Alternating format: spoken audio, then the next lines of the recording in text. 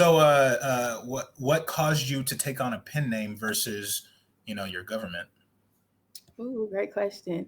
One, I like the sound of it, and two, it gave me like a platform, a barricade from my real life and what I wrote in the book. Although the book is about my real life, that makes sense. It's Yeah, just really absolutely. like a point of separation.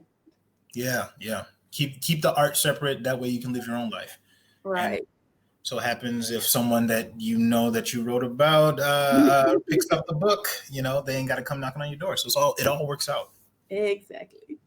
Cool, cool. So again, Ronaldo Malcolm, Writer Source. If you guys want to hit us up on Instagram or YouTube, just type in Writer Source, and we're always offering things like editing. I'm the editor, so I'm the one who will be reading all of your stuff, all up in your content, telling you where you need commas and such. And then beyond that, we also have a course on Thinkific called Heal the Writer. It's curated mostly by my lovely wife, and she just uses that to really make sure that the writer who's writing the book is healed internally so that they can effectively share their testimonies. How great she is at making up a thing. Question number one, Miss Monet. What is one article of clothing that someone could wear that would make you walk out on a date with them?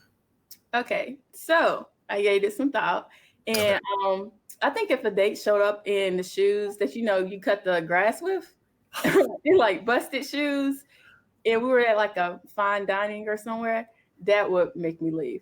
And currently, there's a trend. This is not an article of clothing, but the earring. It's like one earring that's really long. Yes. I'm not with that. Like, I wouldn't Really? leave the restaurant, but I would just be like, this, I can't do this. Like, the whole time I'll be thinking about the earring. So that's a little superficial, but that's my truth. What if he's like one of those like super suave, like, kind of like art pretty boys, and he's just like, yo, what's up, Tay? And he's got the dangling feather piece. See, that's my thing. I don't like pretty boys. So Oh, that's wow. that's probably why I don't like that. I should have known. I should have known. Legit, right before that got popular, I was legit. This is like maybe a few months before I actually met my wife. I was legit going to be like, because I was turning into one of those guys. I was a film major and I was writing. So I was like, I'm going to get a dangle. That'll really hold up together. And this What did your better wife say about looking, it? Or she just well, didn't okay, so she didn't know me at the time. And also she's like a little bit more like chill laid back. Like she is not with all the wild stuff. So I don't know. I don't think she would have been with it. care? I don't See, think she would have been with we're it. finding already. Like, I still wear skinny jeans from time to time, and she's still like, "Oh my god, did you accidentally put on my leggings? Huh? Huh?" see, Uh, yeah, I wouldn't probably tell him during the date, but like afterwards, I'm like, oh yeah, I wasn't feeling that. Like if we got closer, I'd probably be like, can you not wear that? so there's still a possibility that he could get close. Yeah, like I'm not just gonna leave with the earring, but the shoes, he had to have a great story with why he came in busted shoes to like a nice date. Fantastic, absolutely fantastic. So I have a second question. Are you ready? I It's a hope so. doozy. All right. Oh, Number two, you have a late night talk show. Who do you invite as your? I messed that up. You have a late night talk show. Who do you invite as your first guest? oh, that's not too hard for me because I'm gonna go with my girl Sarah Jakes Roberts because I love her and she's like my big sister in my head. Oh, So really? yeah, she's definitely like I listen to her podcast, like Woman Involved. If you guys like need a new podcast to listen to, I highly recommend Woman Woman Involved, Involved now podcast. streaming on Spotify. Yes, she's hilarious. She keeps me current with what's going on in society because I don't watch the news. Yeah, so I be getting my news through the podcast. Yo, oh my gosh, this is embarrassing. I have a thread on my sweater. I tried to be like naked under the sweater because I thought it was going to be sexy, but I think I'm failing. Question number three: if a movie was made of your life, what genre would it be? Who would play you? Can I guess who I think it's going to be? I know Yeah. you already told me, but I forgot, so I'm going to guess. Oh, okay. Yes, you can guess. All right, so You got to guess the genre and the actress. Okay, so okay. If I'm guessing the genre, would it be safe to assume like when the trailer happens, it'd be like based on the bestseller False Start? Like, would it be that, or is it totally separate from that? Okay, so if we go movie, you can go that route. But if we do like TV show, then it's Oh, that's right. different. Okay. All right. Based. Pick your movie. Oh snap. So, based on what I know about you, which is not much, I would assume that this is going to be like a like a room. It's like a dramedy. So your vibe is kind of grownish. It's a little grownish, but with like, yeah, it's like grownish, but you ever see that movie Church Girl? Mm-mm. It's so bad. But it's like, Oh, is it on Netflix? it's the one with Ja Rule and what's her name? Adrienne Balon. I think I saw like bits and pieces. I think it was on Netflix. Yeah, so I imagine. Okay, yeah. So you would need like someone who's like light skin, sort of. I feel like you could do that weird thing where people will take like a slightly darker person, but that they can play the character. Okay, so what if I forget her name. This is not going to help. You know what? I'm just going to go with. I don't have the person's head in my name, so now I'm going to botch it. I'm about to botch it. You're probably going to hate me. I'm going to say Zendaya. Oh, that's actually not bad because she could play my younger self. So that's not bad at all. I actually had thought about that, but I was thinking my genre would be like comedy drama. Okay. And the person that would play like grown up me would be Sanaa. Yeah, that makes sense. Oh yeah, she's great. Like that. She was in Brown Sugar, right? Mm-hmm. Yeah. Her whole vibe, yeah. And then she looked like she used to run track. Right. That's what I'm saying. Basketball, yeah. Like she's athletic, like so it works out. Awesome. Well, that was fun, but I've got more fun. By the way, I don't know when I'm gonna snip this up, so I'm gonna just like casually insert it in there. Make sure you get False Start by Mone, now available on Amazon. Bam, there she goes. Who did the artwork on that? So, okay, I don't want to butcher his name because he's African, but he has a Instagram account that I would share, and you can like share his tag if you like. Absolutely. So yeah. Oh, I thought you were trying to pronounce it, so I was waiting. Like, oh, actually, well, I'm not gonna try to pronounce his name, but his IG is Danny_MediaPro. Okay. Bam, there you go. And I really like that cover art. It was actually better than the cover art I imagined in my head. So, yeah, make sure you guys go check that out. Now, I would like to jump into a little segment. I should have updated these questions a little bit. Nothing's changed dramatically. Don't worry. I'm gonna jump into a little segment I like to call Taylor Critiques Running. So, real life, False Start is semi based on her life. I don't know what percentage, and I'm not going to say because I don't want to tell her business like that. But in real life, she was actually you ran both in high school and in college? Mm-hmm. Yeah. So when you're trying to look for like running videos, there's not a lot of options, like amazing running videos. So I found 3 that I think you might enjoy, might get a kick out. So I'm going to show it to you, and then I want you to give your feedback. Tell me how their form was. Tell me what they were doing, like what went wrong. And we're going to start with this first one. Are you ready? I think so. Bet. The final of the 400 meters will go down in history. Taking part are the German Karl Kaufmann and the American Otis Davis, who have both equaled Jones's 1956 world record of 45.2 seconds. This is like the German Kinder, I don't know how. India's Milka Singh, and South Africa's Spence are off by Kinder falls back. Milka Singh, Spence keep it up until almost out of the curve, when Otis Davis in the center and Kaufman inside overtake them. I'm guessing that's Curtis Davis, is what I heard in the video. So no, there's a person with a big boot on. Davis runs leaning back, like so that his back seemed to be running away from him. Okay, so this right when they hit that curve is when that monkey jump on your back. So you just gotta push through and go with it. So Kaufman throws himself on the ground. Then Davis learns that his time, 44.9 So that lean seconds, is just was like, set up a new all right, I don't world got record. nothing left. I'm gonna go ahead and lean. Hopefully, I get this W. So like, how do you think the white guy did? I just said white. Go ahead. So did he get first or second? I think he got. Like the way the black guy reacted, I thought he got first. Yeah, my thought was the white dude made it first. So wait, sorry, I was talking over you. Oh, sorry. I think the white guy got first. That was my impression. So. See, I thought it was the other way around because the way the other guy, the black guy, reacted, he looked like he won. But all right. Or I guess like maybe you're so like honed in, like you're just running, and as soon as you hit the finish line, you're like, oh snap, I made it. So when you're running and it's that close, you typically kind of know if you cross the line before somebody else, because your peripheral you can like see. Unless it's like really really close, but for the most part, you can really feel or tell if you beat someone. When you're running, like, do you ever look like to the side, or are you just like, no, I'm gonna go as hard as I can, and whatever happens happens? Usually, like, so I ran the hurdles. So I ran the high hurdles and low hurdles, but you want to run your own race. So you don't want to focus on somebody else, because one, you can either mess up your steps and your count while you're running.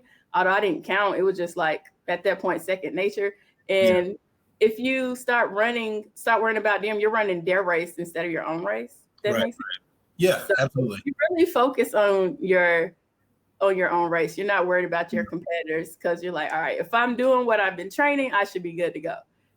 And another thing though, but if you're on a relay, seeing like, cause you might get a baton and people already like some teams might be in front of you already. Right. That's motivation sometimes for you to like, okay, I'm about to hawk them down. Like, so it depends on a race for me if I'm like focused on other competitors or not. But if it's just my race, I'm not thinking about it. There is a word in there somewhere. Yes, it is. Run your own race. Don't be worried. Don't be looking to your left, don't to the right. Bible talks about comparison. You know what I'm saying? This is coming together. Exactly. This is my first interview, and I think I'm killing it. I don't. You're doing a great job, and I actually touched on that. That was like part of my intro of the book. Did you do that after I gave you that note about like using your themes about running? Or so you was like, you gave like little tidbits, like you was like, there's a message in here for that, and I was like, you're right.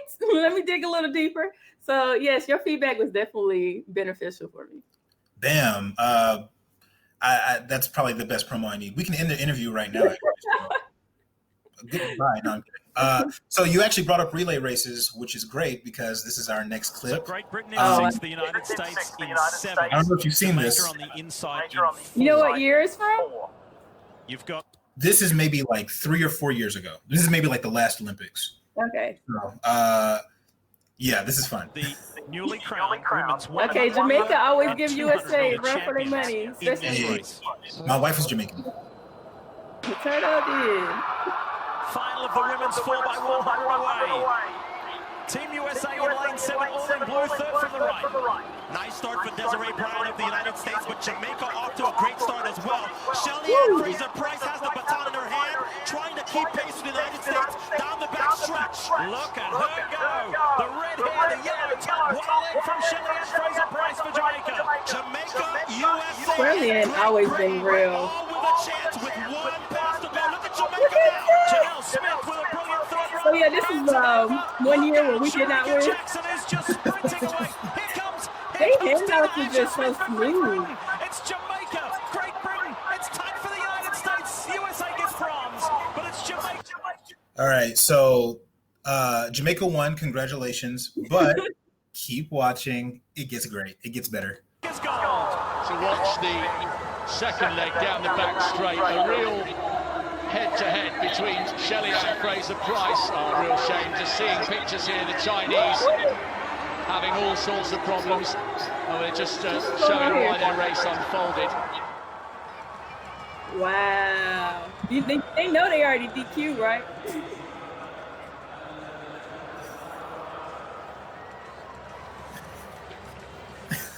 I'm not laughing at it.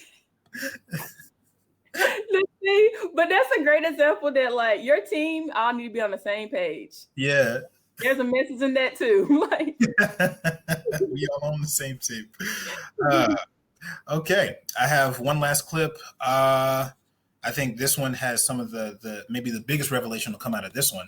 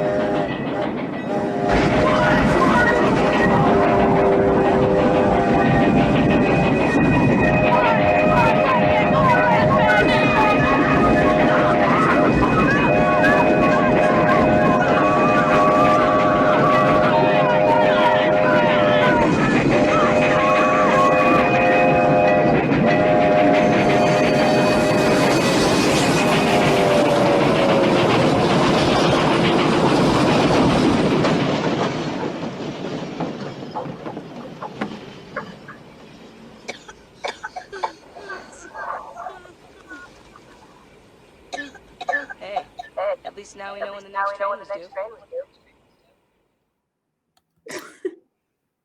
So I think his form was bad. I guess like when you're running though, when you're running and your life depend on it, you don't care about your form. You're just trying to get out of there. So, but you know what? Like stood out to me, like he was trying to help his friend, and I don't know if I'm that good of a friend because I would have been like every man for themselves. Like I know you see the train coming, you're just gonna chill. So I think that's a message too. Like you can't help everybody. Yeah. Oh man. Great. Like you gotta want it for themselves. That's good. I think that's the most poignant. Will you follow? Okay, so first question, very simple. What's your book about again? So I named it or titled it False Start because I took a false start on life, so to speak, specifically relationships. So it follows my journey as an adolescent to young adult, young professional. And it just goes from like following my relationships with my high school sweetheart and how I battled with peer pressure in high school and how I ultimately like caved in and went against my beliefs and morals or judgment or character, so to speak.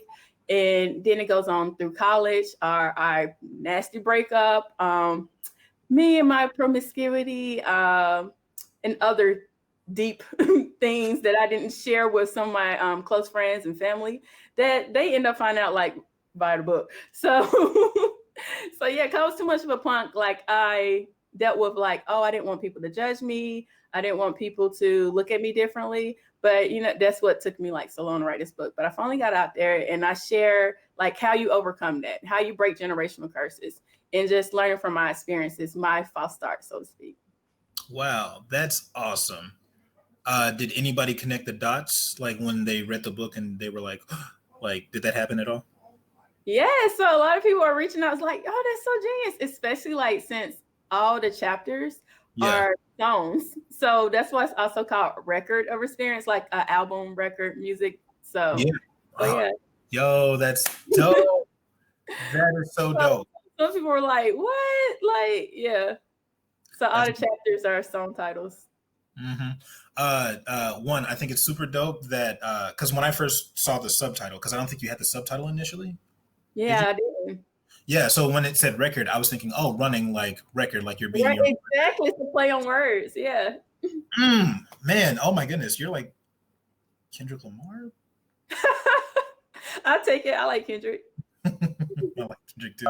So like, given that you that you know you had this whole process, you talked about specifically that you were trying to get over yourself initially, and sort of like some of that trepidation you had about people possibly seeing themselves within the book. And so like that process kind of took you a minute to actually even get the book done. But from the beginning, like what compelled you to even like start typing up your story, or what was the notion that compelled you to start sharing your story anyway? Okay, so originally, back in college, right? I graduated a long time ago. So I had told my best friend in college, was like, hey, like, I think I'm gonna write a book. She's like, go for it. Like, she was super supportive from day one, but it took a totally different turn. Like, mine's book initially is gonna be like on some Zane type of book. And but Zane? yeah, what you say? Who is Zane? A Black author. Her books are more for like adult reading. Oh, To, okay. like, so it was gonna be like not as graphic as hers or like all out in left field, but it wasn't. It took a turn once like I started getting back in church, and that's when I started hearing the Holy Spirit. Like, you really need to put this book out there because other people are gonna relate and it's gonna help them. Like at first, initially, it was like a selfish thing, like, haha, I'm gonna write this. And I wasn't even gonna tie myself to it. I was just gonna write it, and I was gonna write about like people I knew and everything. But it took a totally different turn, Wow. and that's what when it took the turn. That's when I was like, oh, I don't want to write this anymore. Like, this is too personal. Like, I'm too vulnerable in this book. So That's amazing. So Zane, she writes, more adult, sexier type reading, and so you're like, that is my calling. So this kind of started before you like your walk with God became reinvigorated, and so now we're seeing the product of something that started before God like pulled you back, and so it kind of morphed into like you telling this much deeper, richer personal story. Right.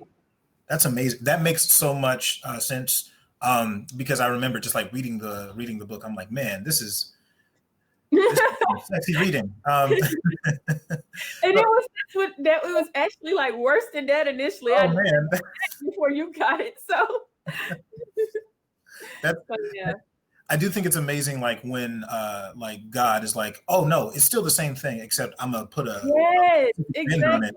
That's what it was. Like, he definitely like took control and showed me like how to go about it a certain way, what to cut, like what to leave, what to share, because certain things I didn't even want to share or put in there. Like, yeah, so definitely he had his way with it.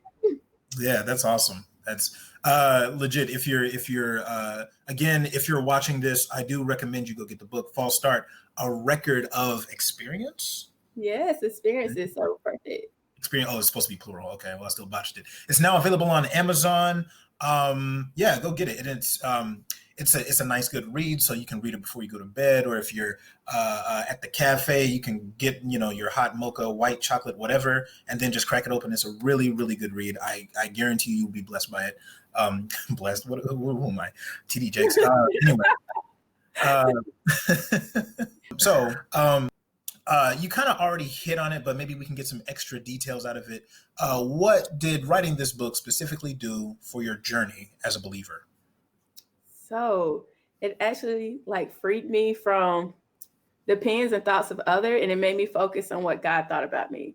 Right. So initially I was like, I don't want to write this because I don't want to be judged and all this other stuff that come along with that. Like, because people can be hurtful with me. And I had to learn to get over like people opinions and thoughts of me. So it freed me from that, like people bondage. And it also like showed me, like my mom used to always tell me, people who don't have a heaven or hell to put you in. And this process actually like solidified that for me. So. Wow. That's amazing. So like, and I'm going off script here. Have you heard any testimony, or have you gotten, I know you've gotten a lot of like really great feedback from the book.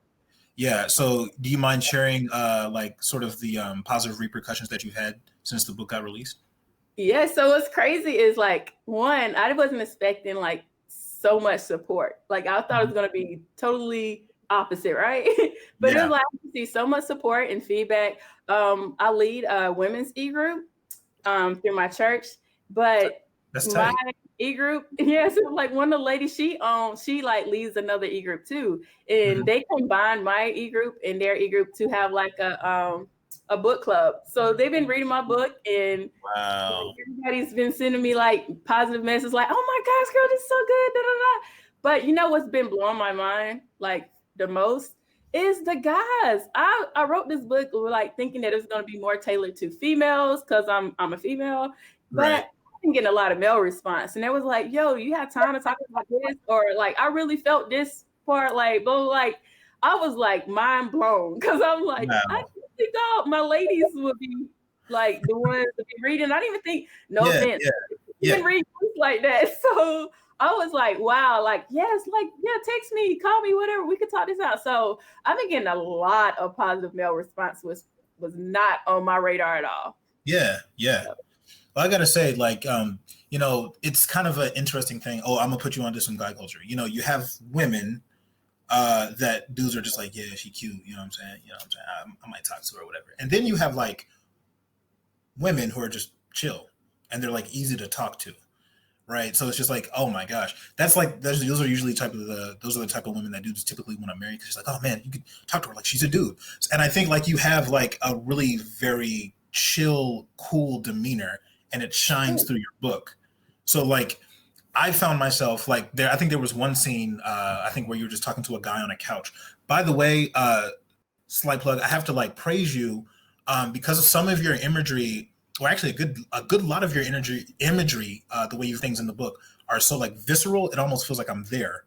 And that sounds like, you know, that's like I feel like I was there, but like no, the way there's one, I don't want to spoil it, but there's a scene that you paint where you are at a medical facility, and good God, all the eeriness, all the discomfort that you felt, like I felt like I was there. I felt like I was in the room, sitting, waiting there next to you, and it felt really cold.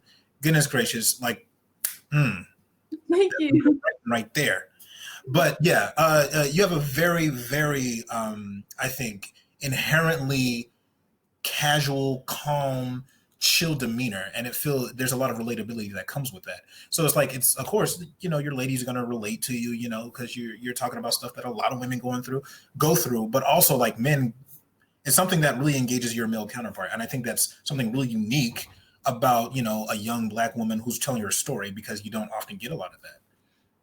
But I also have to thank you because you edited, right? You edited my book, so I feel like you also brought that portion too. Like maybe like your edits help reel in the males too. Like, yeah, I wrote the book, but I think your editing also helped reach a certain demographic. Thank you so much. But you get all the praise on that one. And Jesus and God right. Always. He could. Amen. Yes. Yeah, we could just start off like right then. Would you consider yourself a good writer? So, initially, like before, I never thought of myself as a writer. Like I'm more of a math science person. Like I work in medical field, like clinical research. So I'm dealing with numbers and science. So writing never been like on the forefront for me. Like I never really liked grammar or English class. I hated writing papers. I actually got a C- in undergrad. Like, so I was like, cool, I got my C-, I can go on and get out of here. Like, so this was shocking to me when I was like, okay, yeah, I'm really doing this. Like, and that also brought some like self-doubt a little bit initially when I started, because I'm like, yo, I don't always talk like correctly. So it's like, I'm gonna write this book if I don't even talk in proper English. So let's see about this. But you know, that's when editors come in and they can help you get that right. So yeah. Initially I didn't think so, but after like the finished product, I'm like, I'm proud of my work. Awesome. That's probably the most enlightening. Oh God, I can't talk. Take two. That is probably the most enlightening, I think, aspect out of it.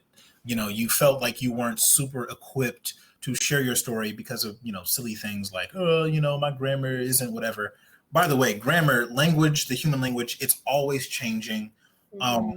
And, you know, people of melanin seem to always kind of be at the forefront of it. Now so we might move on to some more writer-specific questions because, you know, we're the writer source and we're encouraging people to share their story and share their testimony. So first question, was it difficult telling your story through your writing? And if so, what made it difficult? Initially was difficult. I think the most difficult part was just me being vulnerable. Like, I'm about to be vulnerable with the whole world. In my head, the universe, like everybody's gonna read this book. And that's not realistic, but that's what was the hurdle I had to get over.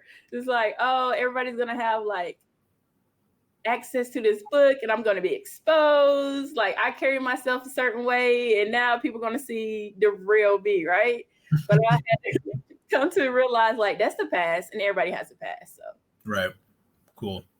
I want to bring up a quote we had like one online Q&A, or not Q&A. We had a sort of an online, I guess, coaching thing, consultation. Maybe that's the right word. My wife knows these terms better than I do, where we actually discussed the specifics of some of the edits and the notes that I gave her.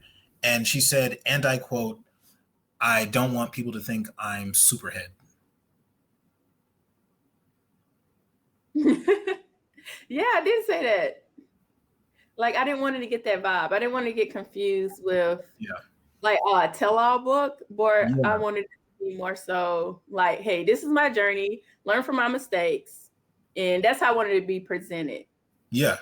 And this is what the feedback I'm getting is that, and I'm like, cool, because like you said, like the book was written with like multiple people involved, some being professional athletes, so like I had to change the teams, the locations, names, all that good stuff. But at the same time, it's like, it's still my story to tell. Right. And by that, like, you're just like, I think a lot of times when people are sharing their story, they think like the their laundry list of mistakes, which everyone has, is going to be the highlight of the story. But it's just like, no, there's so much victory, and there's so much to be said about like what you gain from that is infinitely more powerful of the book. So it's just like the mistakes, or the sort of backdrop for the come up, it's just the setup. Like, so like all of your slight shortcomings or whatever are nothing in comparison into like the revelation, the testimony, and the victory that comes from it. So yeah. Nail on the head. Yes, that's exactly what I was going for. Some of these questions are starting to sound alike. What roadblocks did you come across while writing? Time management. One, because I kept putting it off, like, oh, I get to it, I'm gonna do it. Another roadblock was finances, because like I didn't think writing a book would be this expensive. But here we are. But I mean, when God says do something, he's gonna make a way. And I had to get over the fact, because I'm the type of person that plans, right? Okay, I need to know this. Right. And God will tell you the next step. And he's like, okay, do this first, then I'll reveal to you what's going to come next and how this is going to happen. So I just had to like trust God and know that he's going to provide. Awesome. There's a follow-up question I was thinking, but I couldn't formulate it in my head. I still can't. Maybe I'll come back around to think of it. So next question. What was your habit? So like what rhythm, like what kind of routine as you started to write, like what formula worked for you best in terms of being consistent with your writing? So initially I started writing this book in 2013.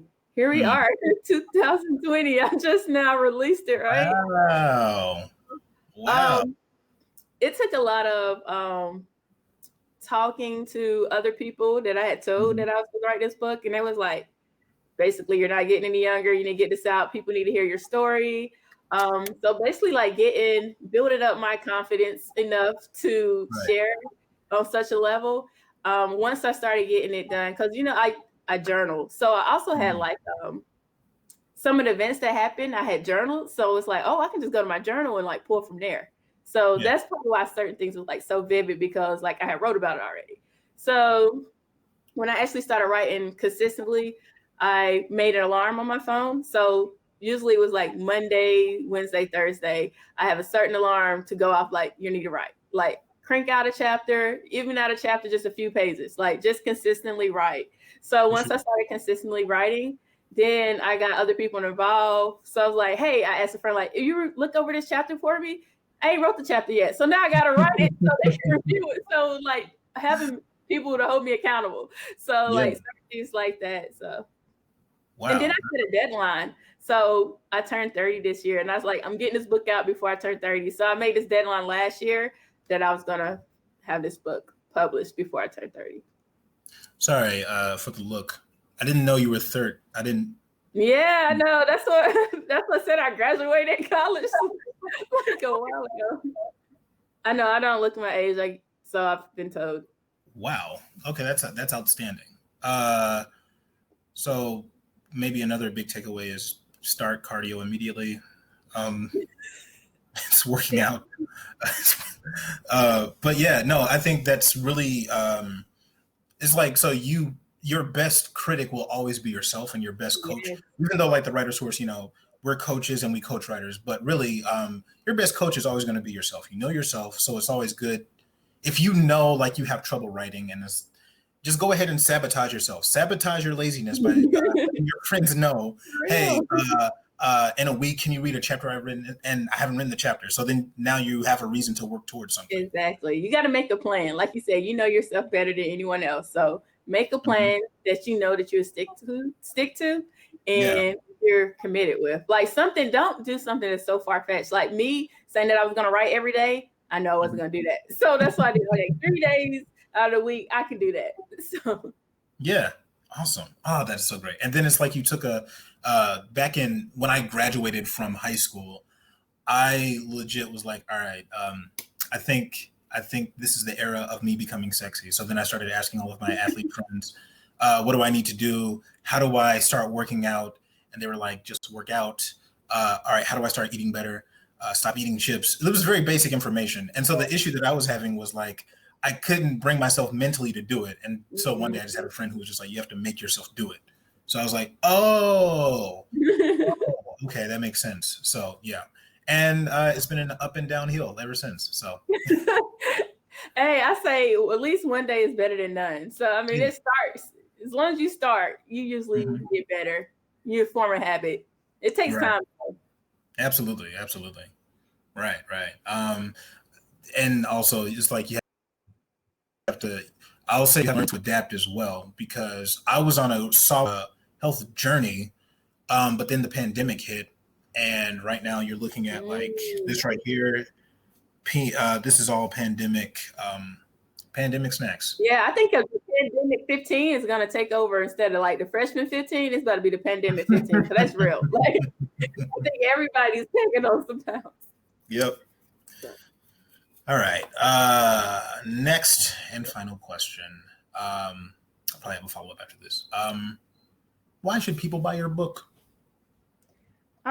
Because it's real, it's relatable, and it's going to break generational curses. Whoa, generational curses. Yes. That's amazing.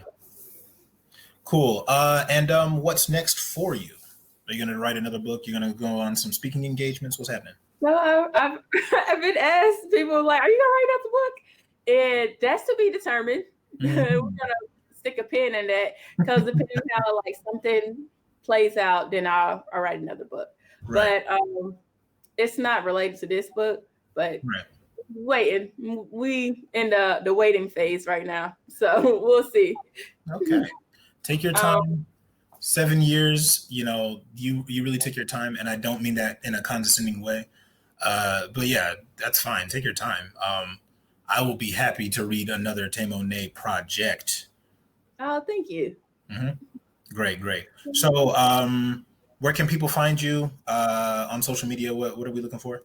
So you can follow me on IG, taymone_com. So it's like a play on taymone.com.